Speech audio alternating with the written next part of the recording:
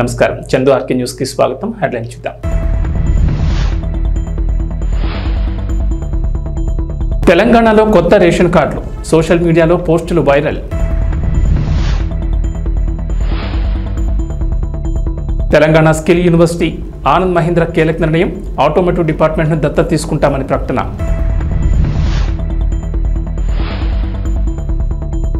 ఏపీలో రేషన్ కార్డులో ఉన్న వారికి శుభవార్త, రేషన్ పంపిణీపై చంద్రబాబు కీలక ప్రకటన, ఎండియు వాహనాలపై నిర్ణయం.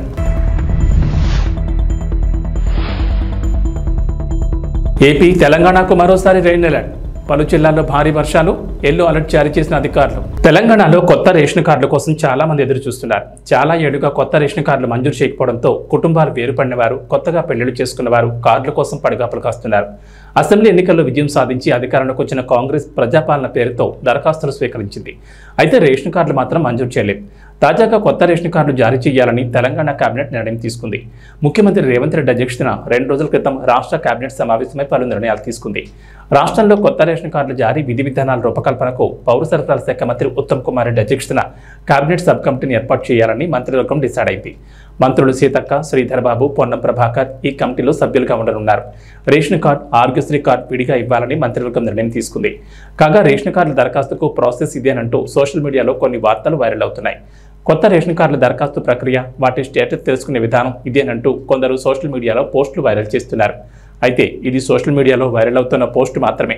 ప్రభుత్వం నుంచి ఇప్పటి వరకు అప్లికేషన్లకు సంబంధించిన అధికారిక ప్రకటనలు రాలేదు. గతంలో ప్రజాపాలన నుంచి దరఖాస్తులు స్వీకరించారు. కేబినెట్ సబ్ కమిటీ నివేదిక తర్వాత అప్లికేషన్లకు సంబంధించిన పూర్తి క్లారిటీ వచ్చే అవకాశం ఉంది. తెలంగాణలో నిరుద్యోగాన్ని తగ్గించడం, ప్రైవేట్లో యువతకు పెద్ద ఎత్తున ఉపాధి అవకాశాలు కల్పించడమే లక్ష్యంగా తెలంగాణ ప్రభుత్వం యంగ్ ఇండియా స్కిల్ యూనివర్సిటీ ప్రారంభిస్తున్నట్లు ప్రకటించిన సంగతి తెలిసిందే. రంగారెడ్డి జిల్లా ముచ్చెర్లలో ఈ యూనివర్సిటీకి సీఎం రేవంత్ ఇటీవల శంకుస్థాపన చేశారు. మొత్తం 17 స్కిల్ కోర్సులను యూనివర్సిటీలో ప్రవేశపెట్టనున్నట్లు సీఎం రేవంత్ వెల్లడించారు. స్కిల్ యూనివర్సిటీలో కోర్సు పూర్తి చేసిన వారికి సర్టిఫికేట్స్ అందించాలని నిర్ణయం తీసుకున్నామన్నారు.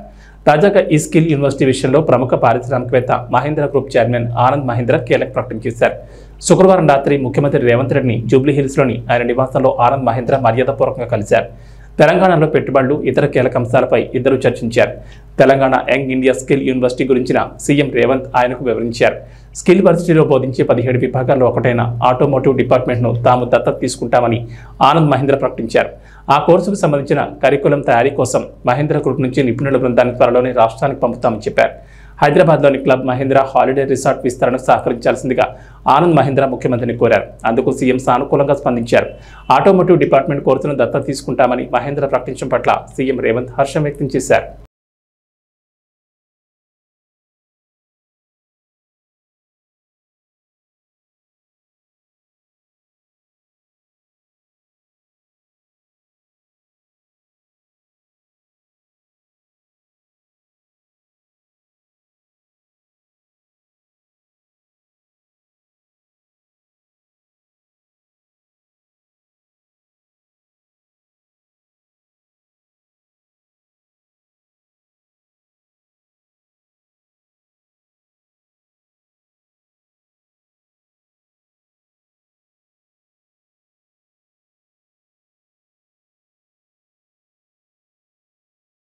ఆంధ్రప్రదేశ్లో రేషన్ కార్డులు ఉన్న వారికి ముఖ్యమంత్రి చంద్రబాబు శుభవార్త చెప్పారు. రాష్ట్రంలో నిత్యావసర వస్తువుల ధరలు నియంత్రణపై దృష్టి పెట్టాలని అధికారులకు కీలక సూచనలు చేశారు. ముఖ్యమంత్రి చంద్రబాబు అమరావతి సచివాలయంలో పౌర సరఫరాల శాఖపై సమీక్ష నిర్వహించారు. ఈ సమావేశంలో ధాన్యం సేకరణ విధానం, రేషన్ బియ్యం సరఫరా, డోర్ డెలివరీ విధానం పనితీరు, నిత్యావసర ధరల నియంత్రణపై ప్రధానంగా చర్చించారు. గత టీడీపీ ప్రభుత్వ హయాంలో రేషన్ షాపుల ద్వారా అనేక రకాల సరుకులు ఇచ్చేవాళ్లమని గుర్తు చేశారు. గత వైఎస్ఆర్సీపీ ప్రభుత్వం వాటిని రద్దు చేసిందన్నారు. అయితే ఆ సరుకుల పంపిణీని పునరుద్ధరించాలని అధికారులను ఆదేశించారు. రాష్ట్రంలో ధరల నియంత్రణ సాధ్యమవుతుందని, వ్యవసాయ, మార్కెటింగ్, పౌర సరఫరాల శాఖలు సమన్వయంతో పనిచేయాలని చంద్రబాబు సూచించారు. రాష్ట్రంలో పౌర సరఫరాల శాఖ ద్వారా 2372 కౌంటర్లు ఏర్పాటు చేశామని, మార్కెట్ రేటు కంటే తక్కువ ధరకే కందిపప్పు, బియ్యం విక్రయిస్తున్నట్లు ముఖ్యమంత్రికి అధికారులు వివరించారు. మార్కెట్లో కందిపప్పు 180 రూపాయలుంటే ప్రత్యేక కౌంటర్లో 150కి, బియ్యం కూడా కేజీ 48కి విక్రయిస్తున్నట్లు తెలిపారు. రేషన్ షాపుల్లో కూడా మరిన్ని సరుకులు తక్కువ ధరకు విక్రయించాలని సీఎం అధికారులకు సూచించారు. తెలంగాణ నిరుద్యోగులు ఎప్పుడెప్పుడని ఎదురుచూస్తున్న జాబ్ క్యాలెండర్ను ప్రభుత్వం విడుదల చేసింది. అసెంబ్లీ సమావేశాల్లో భాగంగా జాబ్ క్యాలెండర్ను డిప్యూటీ సీఎం ఆర్థిక మంత్రి భట్టి విక్రమార్క సభలో ప్రకటించారు. అయితే ఇందులో ఉద్యోగాల సంఖ్య ఉండదని ప్రకటించిన భట్టి విక్రమార్క నోటిఫికేషన్ ఇచ్చేటప్పుడే ప్రకటిస్తామని స్పష్టం చేశారు. ఇది కేవలం ప్రకటన మాత్రమేనని, దీనిపై చర్చ ఉండదని భట్టి విక్రమార్క పేర్కొన్నారు. తమ ప్రభుత్వం వచ్చాక టీజీఎస్పీఎస్సీని ప్రక్షాళన చేశామని, కొత్త నోటిఫికేషన్లు, ఉద్యోగాల భర్తీకి చర్యలు తీసుకుంటామని వివరించారు. గ్రూప్ 2 పరీక్షను ఆగస్టు 7, 8 తేదీల్లో నుంచి డిసెంబర్కు వాయిదా వేస్తున్నట్లు భట్టి విక్రమార్క తెలిపారు. రాష్ట్రంలో అనేక రిక్రూట్మెంట్ ఏజెన్సీలు ప్రభుత్వ ఉద్యోగ నియామకాలు నిర్వహిస్తున్నందున పరీక్షా తేదీల మధ్య కావాల్సినంత సమయం లేకపోవడం వల్ల దరఖాస్తుదారులు ఒత్తిడికి గురవుతున్నారని తెలిపారు. యూపీఎస్సీ మాదిరిగా పరీక్షలు రద్దు లేదా వాయిదాలు అనేవి లేకుండా ఆ సమస్యను నివారించడానికి పరీక్షలకు సరిపడా ప్రిపరేషన్ సమయం ఉండేలా చర్యలు తీసుకుంటామని తెలిపారు. రాష్ట్రం అంతా దశాబ్దాలుగా ఎదురు చూస్తున్నటువంటి నిరుద్యోగ యువతీ యువకుల యొక్క ఆశల్ని నిజం చేయటం కోసం ఆనాడు కాంగ్రెస్ పార్టీ ఆధ్వర్యంలో మేము ప్రభుత్వంలోకి రాగానే నిరుద్యోగ యువతీ యువకుల ఉద్యోగాలు నియమించే ప్రక్రియని వెంటనే మొదలు పెడతాం. పబ్లిక్ సర్వీస్ కమిషన్ ప్రక్షాళన చేస్తాం. తద్వారా నిరుద్యోగ యువతీ యువకులకి ఎప్పుడు పరీక్షలు జరుగుతాయో తేదీలతో సహా ముందుగానే ఆ క్యాలెండర్ను ప్రకటిస్తాం. తద్వారా జరిగేటువంటి పోటీ పరీక్షల్లో ఇబ్బంది లేకుండా, ఓవర్లాప్ కాకుండా, సమస్యలు ఉత్పన్నం కాకుండా ఉండేటట్టుగా చేస్తామని ఆ రోజు మాటిచ్చాం. దానికి అనుగుణంగానే ఈరోజు కాంగ్రెస్ ప్రభుత్వం, ప్రజాప్రభుత్వం, రాష్ట్ర ముఖ్యమంత్రి రేవంత్ రెడ్డి గారి నాయకత్వంలో ఈరోజు జాబ్ క్యాలెండర్ని మనం చాలా రోజుల నుంచి ఎదురు చూస్తున్నటువంటి జాబ్ క్యాలెండర్ సంబంధించి ఈరోజు ప్రకటన ప్రభుత్వ తరఫున చేస్తా ఉన్నాం. అధ్యక్ష, తెలంగాణలో ప్రభుత్వ ఉద్యోగార్థులు ఖాళీలో నోటిఫికేషన్ల జాప్యం, తరచుగా వాయిదాలు, పరీక్షల రద్దు, ప్రశ్నాపత్రాలు లీక్ అవ్వటం, వేరే పరీక్ష తేదీలు ఒకటే అవ్వటం, వీటి వల్ల చాలా ఇబ్బందులు పడుతూ ఉన్నారు. పోటీ పరీక్షలకు సన్నద్ధం అయ్యే యువతల్లో ఈ సమస్యలు తీవ్రమైన నిరుత్సాహాన్ని కలిగించాయి. ఆంధ్రప్రదేశ్ ముఖ్యమంత్రి నారా చంద్రబాబు నాయుడు మహిళలకు శుభవార్త చెప్పారు. రాష్ట్ర వ్యాప్తంగా వీరున్నన్ని మహిళా వసతి గృహాలను అందుబాటులోకి తేవాలని ఆదేశించారు. రాష్ట్రంలో ఉద్యోగుల కోసం అవసరమైన ప్రతి చోట మహిళా హాస్టల్స్ ఏర్పాటు చేయాలని అధికారులకు సూచించారు. సచివాలయంలో మహిళా శిశు సంక్షేమ శాఖపై ముఖ్యమంత్రి అధికారులతో సమీక్ష నిర్వహించారు. పలు కీలక అంశాలపై చర్చించారు. రాష్ట్రంలోని జిల్లా కేంద్రాలు, కార్పొరేషన్ స్థాయిలో 100 హాస్టల్స్ ఏర్పాటు చేసేందుకు చర్యలు తీసుకుంటున్నామని అధికారులు సీఎంకు వివరించారు. అయితే ఉద్యోగుల సంఖ్యను బట్టి అవసరమైతే డివిజన్ స్థాయిలో హాస్టల్స్ ఏర్పాటు చేయాలన్నారు. వసతి గృహాల దగ్గర చిన్నారుల సంరక్షణ కేంద్రాలు ఉండేలా చూడాలని, ప్రభుత్వ ప్రైవేట్ భాగస్వామ్యంతో వాటి నిర్వహణను ముందుకు తీసుకెళ్లాలని చంద్రబాబు సూచనలు చేశారు. మహిళా వసతి గృహ భవనాలను ముందుగా ప్రభుత్వమే అద్దెకు తీసుకుని నిర్వహిస్తుంది. ప్రభుత్వ ప్రైవేట్ భాగస్వామ్యంతో లేని పక్షంలో స్వచ్ఛంద సంస్థల సహకారంతో వీటిని కొనసాగించనున్నారు. ఈ హాస్టల్స్కు సంబంధించి నివేదికలు సిద్ధం చేయాలని అధికారులని ముఖ్యమంత్రి ఆదేశించారు. రాష్ట్ర వ్యాప్తంగా ఉన్న మినీ అంగన్వాడీ కేంద్రాలపై సమీక్ష చేశారు. గిరిజన ప్రాంతాల్లో ఎస్సీ జనాభా అధికంగా ఉన్న చోట అంగన్వాడీ కేంద్రాలను అప్గ్రేడ్ చేయాలని సూచించారు. అవసరమైతే దాతల ద్వారా అంగన్వాడీ కేంద్రాలను అభివృద్ధి చేసేందుకు మేము సైతం కార్యక్రమాన్ని తిరిగి అమలు చేయాలని ముఖ్యమంత్రి అధికారులను ఆదేశించారు. ఆంధ్రప్రదేశ్లో కొత్తగా పథకాలు అమలు చేస్తున్నారు. సూపర్ 6లో భాగంగా త్వరలో మరికొన్ని పథకాలను అమలు చేసేందుకు సిద్ధమవుతున్నారు. తాజాగా మహిళలకు ఉచితంగా 3 గ్యాస్ సిలిండర్ల పథకం అమలు చేసేందుకు సిద్ధమవుతుందనే చర్చ జరుగుతోంది. ఈ క్రమంలో కొందరు ఈకేవైసీ పేరుతో కొత్త దందాకు తెరతీశారు. కొంతమంది ప్రైవేట్ గ్యాస్ ఏజెన్సీ నిర్వాహకులు ఈకేవైసీ పేరిట దోపిడీ చేస్తున్నారు. 3 ఉచిత గ్యాస్ సిలిండర్లు కావాలంటే ఈకేవైసీ చేయించాలని ప్రచారం చేస్తున్నారు. అవకాశం దొరికింది కదా అనుకుని ఒక్కొక్కరి నుంచి 400 వసూలు చేస్తున్నారు. ఇటీవల కాలంలో రాష్ట్ర వ్యాప్తంగా కొంతమంది ఈకేవైసీ పేరుతో దోపిడీ జరిగింది. ప్రభుత్వం ఇచ్చే 3 ఉచిత గ్యాస్ సిలిండర్లు కావాలంటే డబ్బులు చెల్లించాల్సిందేనని నిర్వాహకులు మాయమాటలు చెబుతున్నట్లు తెలుస్తోంది. కేంద్రం కూడా అక్రమంగా ఉన్న గ్యాస్ కనెక్షన్లు తొలగించేందుకు వినియోగదారుల్ని ఈకేవైసీ చేయించుకోవాలని ఆదేశించిన సంగతి తెలిసిందే. ఇదే అదునుగా ఈకేవైసీ లేకపోతే 3 ఉచిత గ్యాస్ సిలిండర్లు రావనే ప్రచారాన్ని మొదలుపెట్టారు. కొంతమంది అమాయకంగా 3 ఉచిత గ్యాస్ సిలిండర్లు రావేమో అనే భయంతో ఈకేవైసీ కోసం గ్యాస్ ఏజెన్సీలకు క్యూ కడుతున్నారు. అక్కడ ఒక్కొక్క వినియోగదారు నుంచి 400 వసూలు చేస్తున్నారు.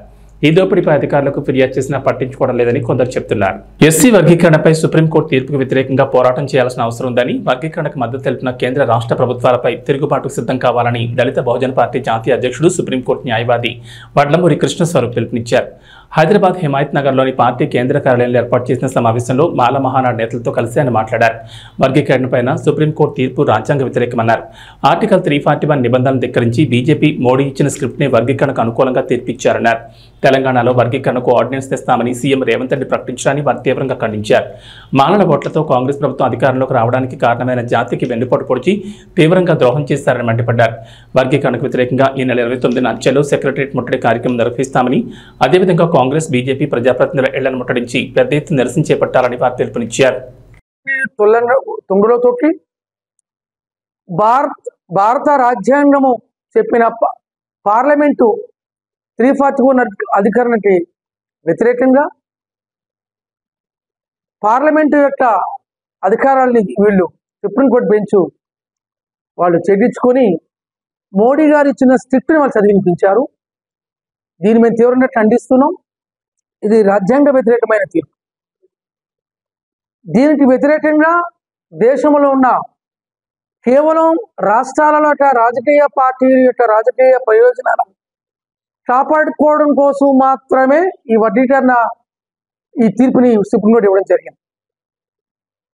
ఈ తీర్పు వల్ల ఎస్సీ జాబితాలోని 59 కులాలలో ఎంఆర్పిఎస్ మాదిరి కులం పక్కన పెడితే 58 కులాల సామాజిక విద్య ఉద్యోగ రాజకీయ భవిష్యత్తు దెబ్బతినబోతుంది.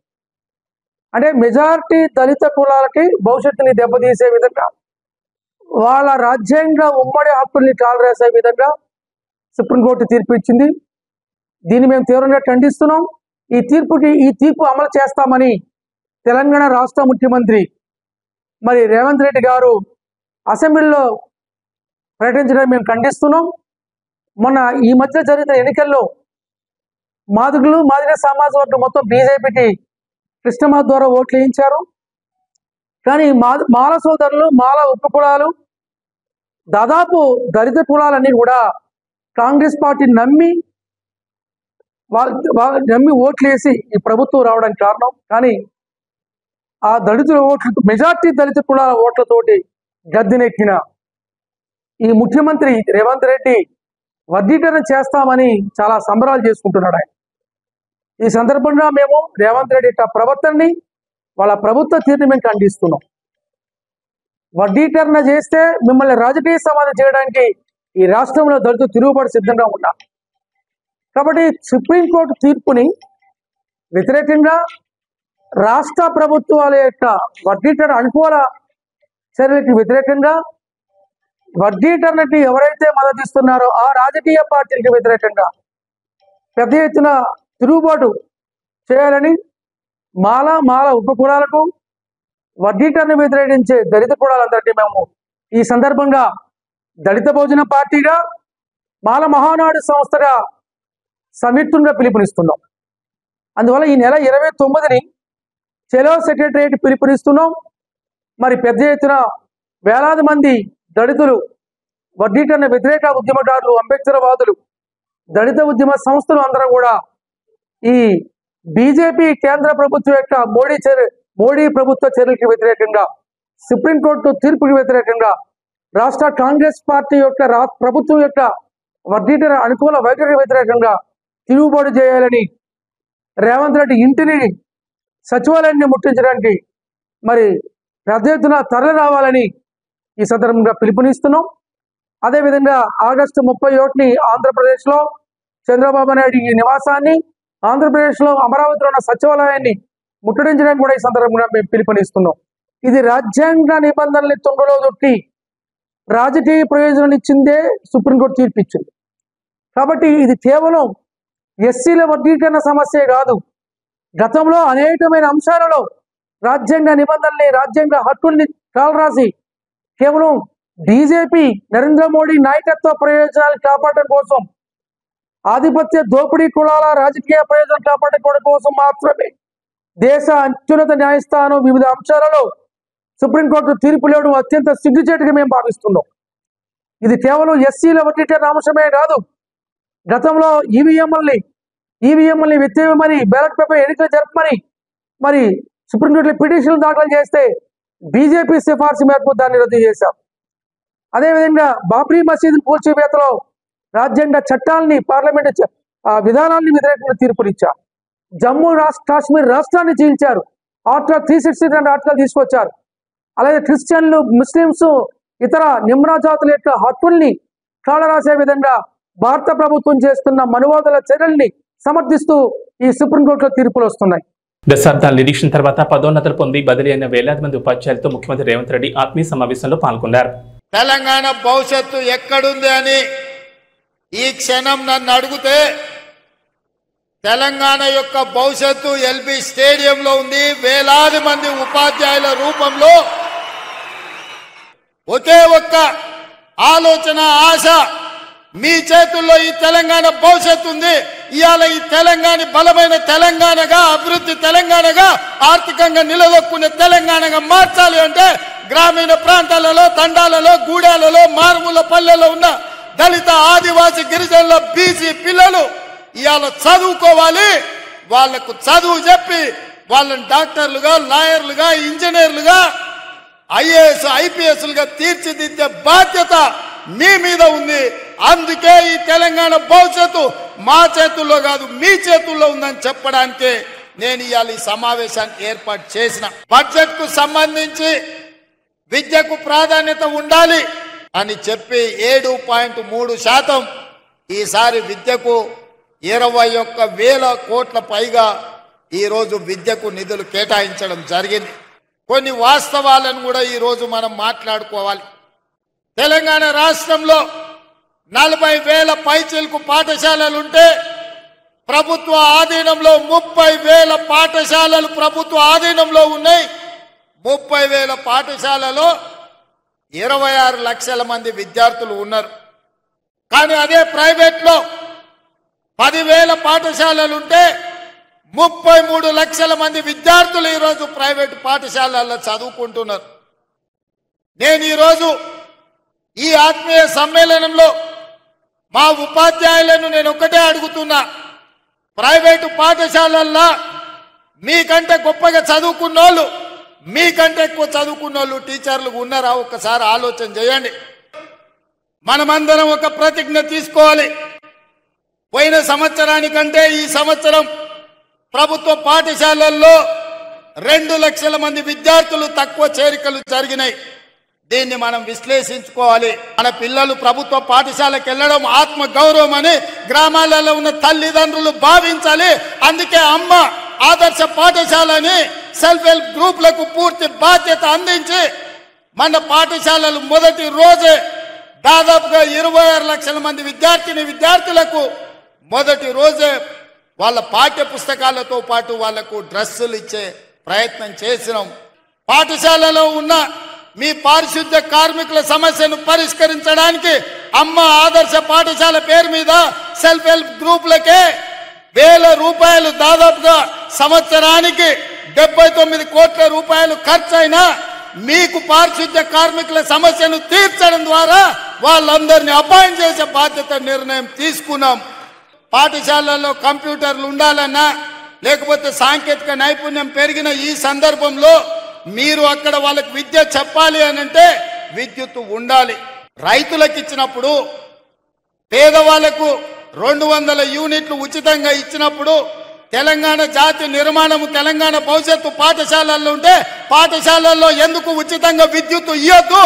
తెలంగాణ రాష్ట్రంలో ఉన్న 30,000 పాఠశాలల్లో ఉచితంగా విద్యుత్ ఇవ్వండి.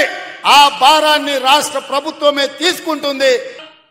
రేపటి తెలంగాణ భవిష్యత్తు మీ చేతుల్లో ఉంది.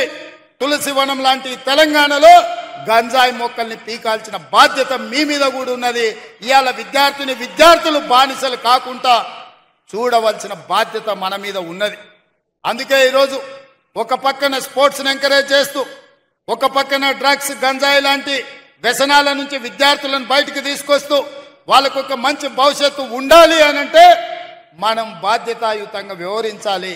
మన ప్రభుత్వ పాఠశాలల్ని మెరుగుపరచుకోవాల్సిన అవసరం మన మీద ఉన్నది. పాలకులుగా, ప్రభుత్వ పెద్దగా మీకేమున్నా నాకు చెప్పండి, వాటిని పరిష్కరించే బాధ్యత నాది. మీరు బాధ్యత తీసుకోండి. పేదవాళ్ళ పిల్లలకు చదువులు చెప్పని మీరు నేర్పించిన విద్యనే రేపు ఈ తెలంగాణ భవిష్యత్తుకు పునాదిగా మారుతుంది. సూర్య శివ కాంబోలో కంగువా రాబోతున్న సంగతి తెలిసిందే. నిర్మాత జ్ఞానవేల్ రాజా ముందు నుంచి కంగువా మీద అంచనాలు పెంచుతూనే ఉంటాడు. అందరూ పాన్ ఇండియా రేంజ్లో చిత్రాలను ప్లాన్ చేస్తున్నారు. ఎన్టీఆర్ దేవర, సూర్య కంగువా, అల్లు అర్జున్ పుష్ప 2, రామ్ చరణ్ గేమ్ చేంజర్, ఇలా అన్ని కూడా పాన్ ఇండియన్ సినిమాలే. ఇక నుంచి పాన్ ఇండియా చిత్రాల సందడే కనిపించేలా ఉంది. సెప్టెంబర్, అక్టోబర్, డిసెంబర్లో ఈ పాన్ ఇండియన్ మూవీస్ సందడి చేయబోతున్నాయి. కంగువా సినిమా దేవరతో పోటీ పడుతోంది. ఈ 2 చిత్రాలు అక్టోబర్ 10న రాబోతున్నాయి. కంగువా వర్సెస్ దేవరలో ఏది గెలుస్తుంది, నిలుస్తుంది అనే చర్చలు పెట్టుకోలేం. మన తెలుగు వరకు వచ్చేసరికి దేవర డామినేషన్ ఉంటుంది, తమిళంలో కంగువా డామినేషన్ ఉంటుంది. నార్త్లో ఏ సినిమా క్లిక్ అవుతుంది అనేది ఇప్పుడు చెప్పలేం. అయితే ఈ 2 చిత్రాలకు 2 పార్ట్లు ఉన్నాయన్న సంగతి తెలిసిందే. దేవర పార్ట్ 2, కంగువా పార్ట్ 2 కూడా రెడీ అవుతున్నాయని సమాచారం. కంగువా మొదటి పార్ట్కు పోటీ ఉండొచ్చు, కానీ రెండో పార్టీకి పోటీ ఎవరూ రాలేరని, సినిమా అంత అద్భుతంగా ఉంటుందని, పార్ట్ 1 రిలీజ్ అయ్యాక ఆ విషయం తెలుస్తుందని నిర్మాత కేఈ జ్ఞానవేల్ రాజా చెప్పుకొచ్చారు. నిర్మాత మాటలను చూసి నెటిజన్లు రకరకాలుగా కామెంట్లు చేస్తున్నారు. ఇది కాస్త ఓవర్ కాన్ఫిడెంట్గా అనిపిస్తుందంటూ ట్రోలింగ్ చేస్తున్నారు. మరి ఈ కంగువా నిజంగానే అందరినీ మెప్పిస్తుందా? దర్శకుడు శివ నిజంగానే కొత్త ప్రపంచాన్ని సృష్టిస్తున్నాడా? సూర్య నేషనల్ వైడ్గా ఆకట్టుకుంటాడా అన్నది చూడాలి. సూర్య ఆల్రెడీ ఆకాశం నీ హద్దురా, జై భీమ్ అంటూ నార్త్ ఆడియన్స్ను ఓటీటీలో ఆకట్టుకున్నాడు. ఇక కంగువానే సూర్యకు మొదటి పాన్ ఇండియన్ మూవీ కానుంది.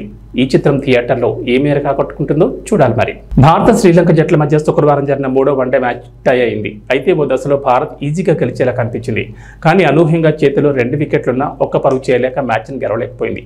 ఈ మ్యాచ్లో తొలుత బ్యాటింగ్ చేసిన శ్రీలంక నిర్ణీత 50 ఓవర్లలో 8 వికెట్ల నష్టానికి 230 పరుగులు చేసింది. అనంతరం స్వల్ప లక్ష్యంతో బరిలో దిగిన భారత్ కూడా సరిగ్గా 230 పరుగులకు ఆల్అవుట్ అయింది. ఓ దశలో 230/8తో నిలిచింది భారత్. అప్పటికింకా 15 బంతులున్నాయి. 15 బంతుల్లో ఒక్క పరుగు చేసిన విజయం మనదే. కానీ శ్రీలంక కెప్టెన్ చరిత్ అసలంక వరుస బంతుల్లో శివం దుబే, హర్షదీప్ సింగ్ను అవుట్ చేసి మ్యాచ్ను దూరం చేశాడు. భారత్ గెలవకుండా అడ్డుపడ్డాడు. అయితే అనూహ్యంగా టర్న్ అయి తక్కువ ఎత్తులో వచ్చిన బంతికి శివం దుబే ఎల్బీడబ్ల్యూగా అవుట్ అయ్యాడు. శివం దుబే ప్యాడ్లకు బంతి తగలడంతో శ్రీలంక ఆటగాళ్లు అప్పీల్ చేశారు. కానీ అంపైర్ స్పందించలేదు. ఈ గ్యాప్లోనే శివం దుబే, మహమ్మద్ సిరాజ్లు భారత విజయానికి కావాల్సిన పరుగును కూడా పూర్తి చేశారు. కానీ ఇప్పుడే శ్రీలంక కెప్టెన్ చరిత్ అసలంక అంపైర్ నిర్ణయాన్ని సవాల్ చేస్తూ రివ్యూకి వెళ్ళాడు. రివ్యూలో అవుట్ అని తేలడంతో మ్యాచ్ ఉత్కంఠగా మారింది. కానీ 14 బంతుల్లో ఒక్క పరుగు మాత్రమే కావాల్సి ఉండడం, బ్యాటింగ్లో పర్వాలేదనిపించే హర్షదీప్ సింగ్ స్ట్రైకింగ్లో ఉండడంతో భారత్ విజయంపై ధీమాగానే ఉంది. డ్రెస్సింగ్ రూమ్లో ఉన్న విరాట్ కోహ్లీ, హెడ్ కోచ్ గౌతమ్ గంభీర్లు సైతం గెలిచినట్లే భావించారు. ఇక వాతావరణ విషయానికి వస్తే తెలంగాణలో జూన్ మొదటి వారంలోనే నైరుతి రుతుపవనాలు ప్రారంభం కాగా ఆ నెలలో సరిగ్గా వర్షాలు కురవలేదు. అయితే జూలై 2వ వారం నుంచి తెలంగాణ వ్యాప్తంగా విస్తారంగా వర్షాలు కురుస్తున్నాయి. కొన్ని చోట్ల భారీ వర్షాలు, మరికొన్ని చోట్ల ముసురు వర్షంతో వాగులు, వంకలు పొంగి పొర్లుతున్నాయి. జలాశయాలు నిండుకుండలా మారాయి. ప్రాజెక్టులు జలకళను సంతరించుకున్నాయి. ఈ నేపథ్యంలో రాష్ట్రానికి వాతావరణ శాఖ అధికారులు మరోసారి రెయిన్ అలర్ట్ జారీ చేశారు.